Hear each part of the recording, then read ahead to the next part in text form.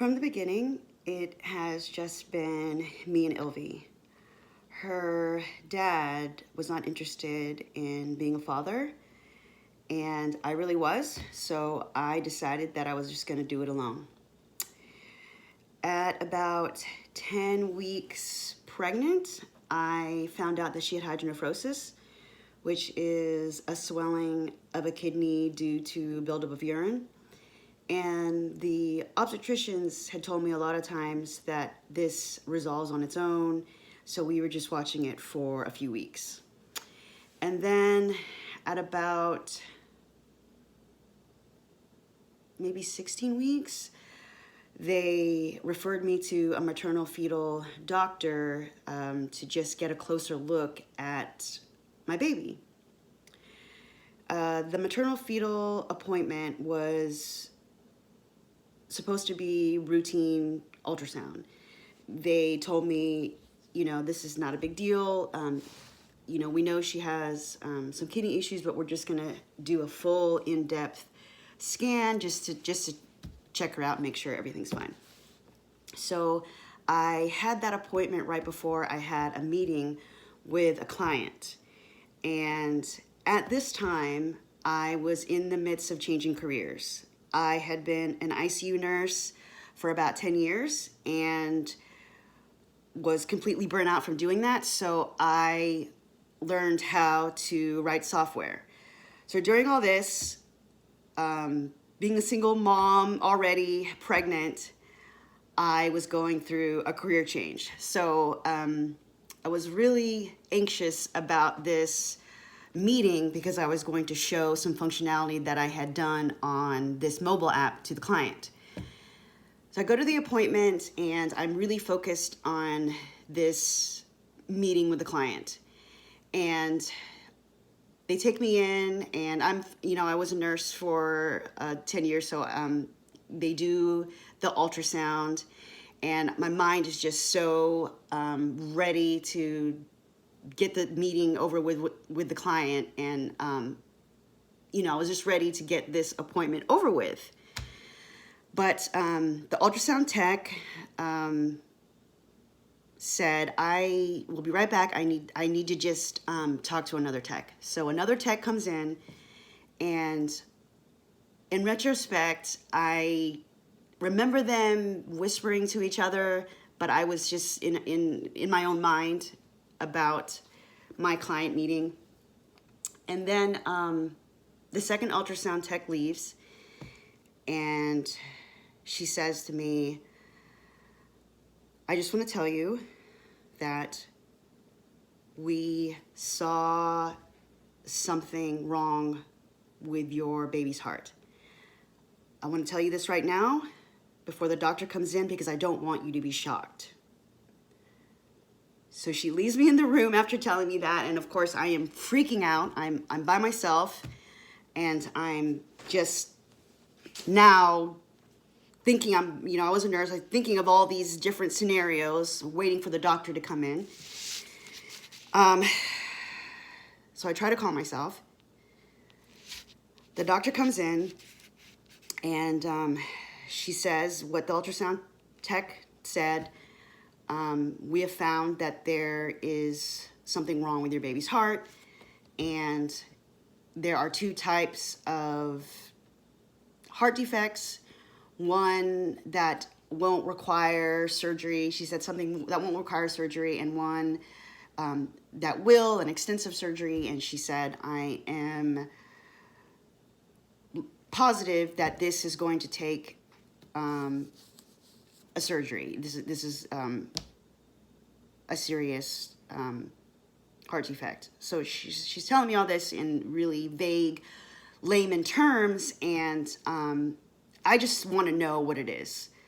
So I say to her, you can just tell me, in regular, medical language. I am a nurse, and I'm at this point, I'm crying and really just devastated. So I say, just tell me what it is. And the doctor, and this has happened to me sometimes as a patient, when you tell another medical professional that you're a nurse, they somehow take it as a way of challenging them or something. So the expression on the doctor's face changed, and I wouldn't say hostile, but it wasn't as friendly as I would have liked. And she said, "What? You're a nurse? What are you, a cardiac nurse?"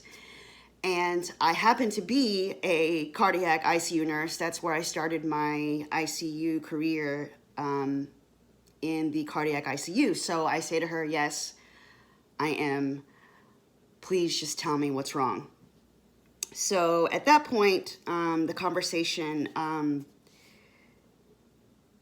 doesn't go like I would have hoped. She says to me that she doesn't know exactly what it is, but that it is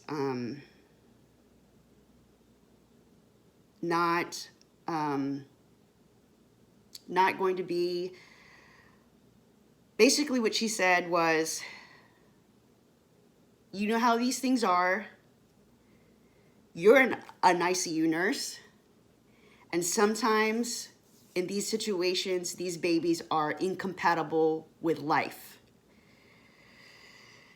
So this doctor tells me alone that my baby could likely be incompatible with life.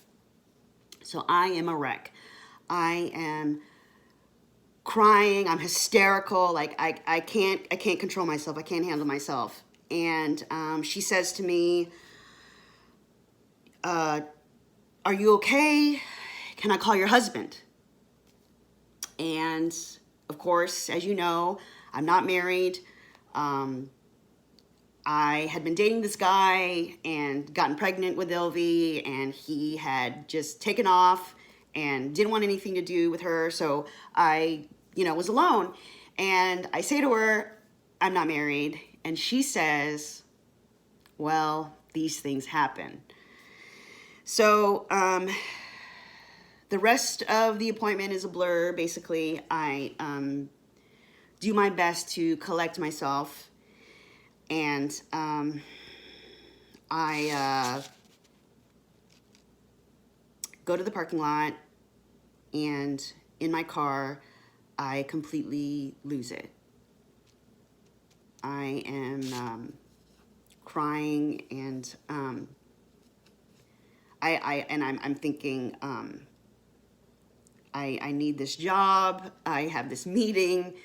I have all these things that are going on. I'm a single mom. I need to work. My baby might be incompatible with life. And it was a really hard day for both of us, me and Ylvie. And it changed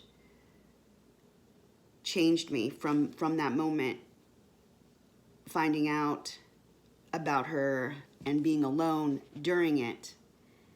And I am a stronger person from this experience with Ylvie, and I'll talk about more what we've been through. She's had 3 open heart surgeries so far, and she is going to have likely 2 more. So the next day, MUSC was able to, the Children's Hospital here, Medical University of South Carolina, was able to fit us in the next day. And I am praying really hard that they were wrong, that the maternal fetal specialist and their ultrasound techs were wrong. And after they do the echo, the ultrasound, they take me into this room, and the cardiologist, I'm of course hysterical again and crying, and they tell me, first of all, what that doctor said They were talking about the maternal fetal specialist. They said, she is wrong. Your daughter is not incompatible with life. And they had a drawing of what she has to explain it to me, which is truncus arteriosus. And they told me that there is a procedure to correct it. And they told me that to get it out of my mind, that she's not incompatible with life, and that they were going to take the best care of her, which they have.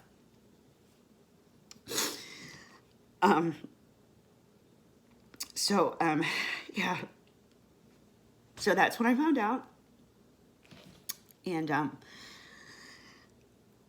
I just wanted to share that with you all. Her birthday is tomorrow, and I'll post another video about the day she was born. Okay, thanks for watching.